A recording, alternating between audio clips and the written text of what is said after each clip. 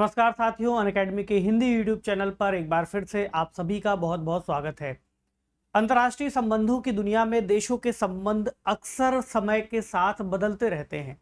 वक्त के साथ उन संबंधों में कई तरह के बदलाव भी आते हैं। जनसंख्या की जो मानसिकता है वो भी बदलती है और संबंधों को बेहतर करने से जुड़े हुए पिछले कार्य अक्सर आने वाले समय में भुला दिए जाते हैं, लेकिन फिर भी कुछ कार्य ऐसे होते हैं जो नहीं भुलाए जा सकते। आपके सामने स्क्रीन पर एक तस्वीर है जिनका नाम है मोहम्मद मुइज़ू। तो मोहम्मद मुइज़ू दरअसल मालदीव के एक नवनिर्वाचित राष्ट्रपति हैं जो कि 17 नवंबर से राष्ट्र की बागडोर को संभाल लेंगे। आज हम यहाँ पर इनका जिक्र क्यों कर रहे हैं? मालदीव के अंतर्गत इंडिया आउट नामक एक कैंपेन इन्होंने चलाया था अपने चुनाव प्रचार के दौरान।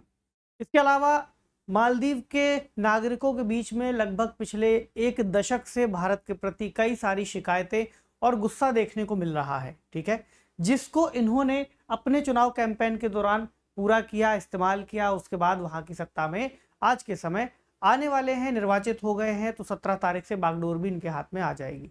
लेकिन ऐसा नहीं है कि मालदीव और भारत के संबंध आज अगर थोड़े से खराब होते दिख रहे हैं तो बहुत पहले से खराब रहे हैं। यहाँ पर ही लगभग आज से 35 वर्ष पूर्व भारत ने एक ऑपरेशन कैक्टस को अंजाम दिया था। इस ऑपरेशन कैक्टस के अंतर्गत मालदीव में एक तख्ता पलट की कोशिश को रोकने का प्रयास किया था और भारत ने इस ऑपरेशन को सफलतापूर्वक अंजाम भी दिया था। उस समय इस ऑपरेशन कैक्टस की तारीफ हर किसी ने की थी और आज भी अगर आप देखते हैं तो इसके प्रति कृतज्ञता का भाव मालदीव के लोगों के भीतर दिखाई देता है। आज के इस डिस्कशन में ऑपरेशन कैक्टस पर बात करेंगे, समझेंगे क्या थी पूरी कहानी, कैसे शुरू हुआ और उसके साथ ही भारत के लिए ये अंतर्राष्ट्रीय स्तर पर किया गया एक पहला सफल ऑपरेशन भी माना जाता है। तो ऑपरेशन कैक्टस कैसे भारत ने मालदीव को बचाया, ये आज का आपका टॉपिक होने जा रहा है, ठीक है। तो खबरों में क्यों है आपको पता चल गया, क्योंकि 3 और 4 नवंबर 1988 को इस ऑपरेशन को अंजाम दिया गया था। इसका बैकग्राउंड क्या था, क्यों आखिरकार भारत को इंटरफेयर करना पड़ा? तत्कालीन प्रधानमंत्री राजीव गांधी जी ने इस ऑपरेशन की मंजूरी दी थी, ठीक है। तो ऑपरेशन कैक्टस को कैसे अंजाम दिया गया था, उसके परिणाम क्या हुए, इन सभी बातों को जानेंगे। इसके अलावा ऑपरेशन कैक्टस पर प्रतिक्रिया क्या रही, इसको भी समझेंगे, ठीक है। लेकिन आगे बढ़ने से पहले आपको एक जानकारी दे दें कि अनअकैडमी ने फाउंडेशन बैच की शुरुआत की है जो कि बाइलिंगुअल है, यानी कि आपको दोनों ही भाषाओं हिंदी और अंग्रेजी में मिलेगा। और यह जो कोर्स है ये यूपीएससी सिविल सेवा परीक्षा 2025 को ध्यान में रख करके बनाया गया है। अगर आप दिवाली के ऑफर का लाभ लेते हैं तो इसमें आपको 50% तक की छूट और साथ ही 6 महीने तक का सब्सक्रिप्शन फ्री मिल सकता है। 10 नवंबर से बैच की शुरुआत होने जा रही है। इसके अलावा एक फाउंडेशन बैच शुरू किया गया है आईएएस की 2025 की परीक्षाओं को ध्यान में रखते हुए, जो कि 10 नवंबर से लाइव हो रहा है, ठीक है।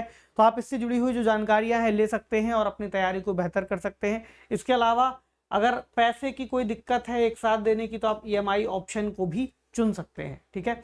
तो आते हैं वापस टॉपिक पर। हम बात कर रहे थे मालदीव की और वहां पर एक समय हुए तख्ता पलट के प्रयास की।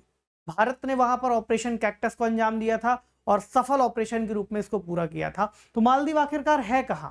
जब आप हिंद महासागर पर थोड़ी सी नजर दौड़ाओगे तो फिर आपको मालदीव छोटे छोटे द्वीपों के रूप में दिखाई देगा, ठीक है। मालदीव में इसलिए ऐसा कहा गया है, छोटे छोटे मालाओं जैसे द्वीपों का एक समूह। लगभग 1200 यहाँ पर द्वीप हैं जो कि कोरल से बने हुए हैं, ठीक है। और ये आपको यहाँ पर लाल रंग से कुछ इस तरह से दिखाई दे रहे होंगे।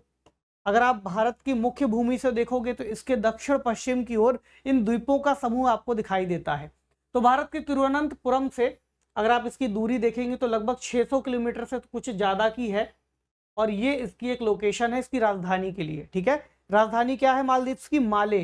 तो माले और तिरुवनंतपुरम के बीच में लगभग 600 किलोमीटर से ज्यादा की दूरी है और फिर ये एक पूरा रूट यहाँ पर डेवलप होता है। लगभग 1.25 घंटे के आसपास फ्लाइट का टाइम लगता है। क्लियर हुआ? अब आते हैं उस बैकग्राउंड पर कि आखिरकार हुआ क्या था।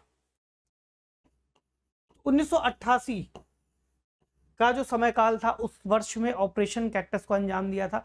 लेकिन उस वर्ष वहां के जो राष्ट्रपति थे अगर आप देखें तो मौमून अब्दुल गयूम, जिनका जन्म हुआ था 1937 में और वो एक लंबे समय तक वहां के राष्ट्रपति रहे, लगभग 30 वर्षों तक उन्होंने शासन किया।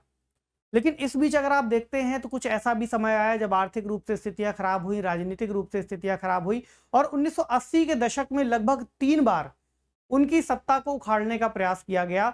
यानी कि यहां पर तख्ता पलट का प्रयास आपको दिखाई देगा। अब 3 बार हुआ, 1980 में, 83 में और 1988 में। 2 बार तो किसी तरह से उन्होंने मैनेज कर लिया, लेकिन जो तीसरा वाला प्रयास था 1988 का, यह सबसे ज्यादा खतरनाक होने वाला था और इनको भी अपने क्षेत्र से उठ करके भागना पड़ा। अगर भारत वहां पर सहायता नहीं करता तो स्थितियां कुछ बदल सकती थी। उसके बैकग्राउंड को एक बार समझते हैं। तो एक व्यक्ति का आपको नाम मिलेगा यहां पर, अब्दुल्ला लुत्फी। तो एक व्यापारी थे वहां के, मालदीव के, और सगारू अहमद नासिर। इन्होंने कुछ अन्य स्थानीय लोगों को साथ में लेकर के, ठीक है, इस ऑपरेशन की योजना बनाई। बेसिकली इसमें जो मास्टरमाइंड थे, 2 लोगों का नाम आया था, अब्दुल्ला लुत्फी का और सगारू अहमद नासिर का। इसी में एक और नाम आता है उमा महेश्वरन का, जो कि PLOTE के लीडर थे, यानी कि people's liberation organisation of Tamil Eelam. इन्होंने इनकी मदद की थी इस ऑपरेशन को करने में। तो लगभग 80 श्रीलंकन लड़ाकों को लेकर के और कई सारे हथियारों को लेकर के इन्होंने फिर समुद्र के रास्ते माले पर हमला कर दिया और पूरे, हम कहें कि क्षेत्र को ही अपने कब्जे में लेने का प्रयास किया। कई सारे हथियार इकट्ठे किए, गोला बारूद, AK-47, मोर्टार, और उसको लेकर के फिर हमला शुरू कर दिया। तो 1980 से 83 के बीच का तख्ता पलट का जो प्रयास था, 88 वाले की हम बात कर रहे हैं, ठीक है। तो उग्रवादियों की फिर वहां पर घुसपैठ शुरू हो जाती है। क्या करते हैं, जाकर के टीवी, रेडियो स्टेशन, बंदरगाह, हवाई अड्डे, जितने भी महत्वपूर्ण बुनियादी ढांचे थे उन सभी पर पहले कब्जा करते हैं। वहां पर उनका जो एक सेना का ऑपरेशनल बेस था, सबसे पहले उसको कैप्चर करते हैं ताकि वहां से किसी तरह का कोई रिस्पॉन्स ना आए। कई सारे मंत्रियों को बंधक बना लिया जाता है। इसी बीच जो राष्ट्रपति थे वहां के, गयूम, ठीक है, वो राष्ट्रीय सुरक्षा सेवा मुख्यालय में उनको स्थानांतरित कर दिया जाता है ताकि वो डायरेक्टली इन उग्रवादियों के हाथ में ना आए, ताकि उनको बंधक ना बनाया जा सके, ठीक है। तो इसी बीच राष्ट्रपति गयूम ने अमेरिका को, ब्रिटेन को, पाकिस्तान को, श्रीलंका को, मलेशिया को और भारत को एक इमरजेंसी संदेश भेजा, इसको आप SOS बोलते हैं, ठीक है, जिसके बदले में अमेरिका और ब्रिटेन ने यह कहा कि प्रत्यक्ष रूप से तो इतनी जल्दी सहायता कर पाना संभव नहीं होगा, लेकिन वो भारत के साथ, अगर भारत सहायता करता है तो समन्वय कर सकते हैं, ठीक है। और भारत ने यहां पर समन्वय किया और प्रधानमंत्री राजीव गांधी के नेतृत्व में भारत ने 3 नवंबर 1988 को सैन्य रूप से हस्तक्षेप करने का निर्णय ले लिया। इसी बीच जो हाई कमिश्नर थे उनके पास आदेश जाता है, कॉल जाती है, और वो जाकर के प्रधानमंत्री से बातचीत करते हैं। हाई कमिश्नर के साथ उसी समय सेना को एक्टिवेट कर दिया जाता है, एयरफोर्स को एक्टिवेट कर दिया जाता है, ताकि उनके कुछ ट्रूप्स इसके लिए तैयार हो जाएं, ठीक है। तो उनके हाई कमिश्नर का एक जो सपोर्ट था वो यहाँ के लोकेशंस को ट्रैक करने में बहुत महत्वपूर्ण साबित हुआ। तो राष्ट्रपति गयूम के अनुरोध के पहले 16 घंटों के अंदर भारत ने मालदीव में स्थिति को संभालने के लिए अपने सैनिकों को रवाना कर दिया। कौन कौन सी ट्रूप्स यहाँ पर गई थी, तो भारतीय वायुसेना के 44वें स्क्वाड्रन के इल्यूशन 76 परिवहन विमान पर 3 नवंबर 1988 को ये लोग निकले और नॉन स्टॉप फ्लाइट करते हुए फिर सीधा वहां पर पहुंचते हैं। लगभग 3:30 बजे के आसपास इनको भारत से भेजा जाता है, ठीक है। तो इस तरह से आपको दिख रहा है ये एक ऑपरेशन कैक्टस का जो स्क्रीन शॉट है यहाँ पर लगाया गया है। तो जब ये जाते हैं तो यहाँ पर एक हुलहुले नामक हवाई अड्डा आता है, हलहुले भी कह सकते हैं, हुलहुले भी कह सकते हैं। इस हवाई अड्डे के अंतर्गत ये लोग लैंड करते हैं और ये वो हवाई अड्डा है जिसके लिए कहा गया था कि उग्रवादी यहाँ पर एक तरीके से चूक हुई थी उनसे, इस हवाई अड्डे को कैप्चर वो नहीं कर पाए थे। तो यहाँ पर उतरने के बाद इस ऑपरेशन को शुरू किया जाता है, ठीक है। जैसे ही उग्रवादियों को ये पता चलता है कि भारतीय सेना ने यहाँ पर कैप्चर करना शुरू कर दिया है, अपना ऑपरेशन शुरू कर दिया है, तो उनके भीतर एक बड़ा डर व्याप्त होता है।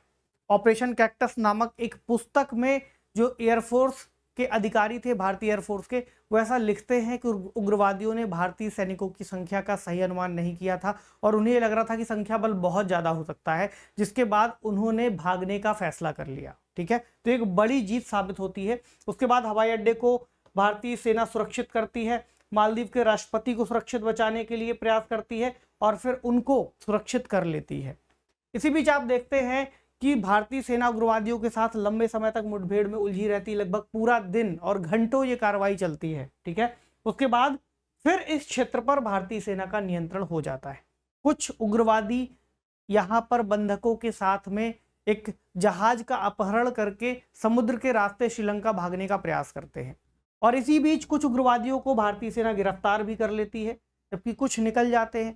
इसके बाद भारतीय सेना वहां पर नौसेना को तैनात करती है और नौसेना का एक कार्यक्रम शुरू होता है जहां पर एक फ्रिगेट यानी कि जहाज था बेतवा और गोदावरी, इनके द्वारा फिर इन उग्रवादियों की नाव पर कार्रवाई की जाती है, गोलीबारी की जाती है और इनको फिर पकड़ लिया जाता है। जब इनको ये समझ में आता है कि ये हमले से जीत नहीं सकते, फिर सरेंडर होता है। ठीक है, सरेंडर में अगर आप देखेंगे कुल मिलाकर 19 आतंकवादी लगभग मारे जाते हैं और 68 आतंकवादी जो श्रीलंकाई लड़ाके थे उनके साथ में लगभग 7 लोगों को गिरफ्तार कर लिया जाता है, जिसमें इसके मास्टरमाइंड यहाँ पर जो मैंने आपको तस्वीर दिखाई थी अब्दुल्ला लुत्फी और सगारू अहमद नासिर को भी गिरफ्तार कर लिया जाता है और सगारू अहमद नासिर और अब्दुल्ला लुत्फी के साथ 4 लोगों को मौत की सजा सुनाई जाती है। ठीक है, तो इस ऑपरेशन में भारतीय सेना का कोई भी जवान हताहत नहीं होता और इस ऑपरेशन को सफल बताया जाता है कि हमने किसी विदेशी जमीन में एक सफल ऑपरेशन किया है। ठीक है, और राष्ट्रपति जो गयूम थे उनको वापस ला करके उनके नेतृत्व में सरकार को बहाल कर दिया जाता है और क्षेत्रीय अस्थिरता जो बन सकती थी उसको कहीं ना कहीं रोक दिया जाता है। तो भारत ने 1989 में पकड़े गए सभी उग्रवादियों को मुकदमे के लिए वापस मालदीव भेज दिया, जहां पर कुछ को मौत की सजा दे दी गई। ठीक है, लेकिन राजीव गांधी जी के आग्रह पर उन लोगों की जो मौत की सजा थी उनको आजीवन कारावास की सजा में बदल दिया जाता है। वो आग्रह करते हैं कि ऐसा किया जाए और मालदीव की सरकार फिर इसको मान लेती है और कई लोगों की मौत की सजा फिर रद्द कर दी जाती है, उसको आजीवन कारावास में बदल दिया जाता है। हमारे लिए क्या उपलब्धि थी? हमारे लिए यही थी कि भारतीय सुरक्षा बलों के लिए बेहद सफल ऑपरेशन माना गया और अंतर्राष्ट्रीय समुदाय के अंतर्गत क्षेत्रीय शांति के लिए भारत के प्रयासों की सराहना की गई, प्रशंसा की गई और एक प्रतिबद्धता जो भारत की इस क्षेत्र के लिए दिखाई देती है वो भी पूरी होती हुई दिखी।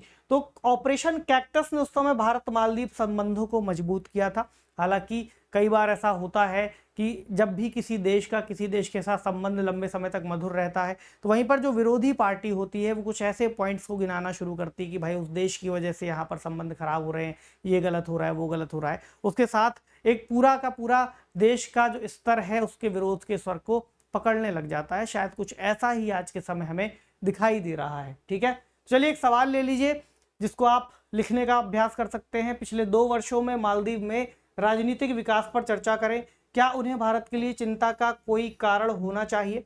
इस पर भी आप कुछ अपनी राय लिख सकते हैं। हालांकि इस प्रश्न को लिखने के लिए आपको कुछ अलग से भारत मालदीव संबंधों के बारे में पिछले 2 वर्षों का अपडेट पढ़ना पड़ेगा, क्योंकि ये जो खबर थी ये 1988 के आधार पर बेस्ड थी। ठीक है, ऑपरेशन कैक्टस पर ये आज का सेशन हमारा डिस्कशन के लिए लिया गया था। तो पहले आप इसको लिखने का अभ्यास कीजिए। अगर आपको कोई समस्या आती है तो कमेंट सेक्शन में लिखिएगा, फिर हम इससे जुड़ा हुआ एक अगला सेशन कि आखिरकार क्यों इंडिया आउट के नारे लगाए गए थे इस पर भी कर लेंगे। ठीक है, तो स्पेशल क्लास जो हमारी चल रही है उसको आप ज्वाइन जरूर कीजिए ताकि आप लाइव इंटरेक्शन कर सके। शाम को 7 बजे क्लासेस होंगी।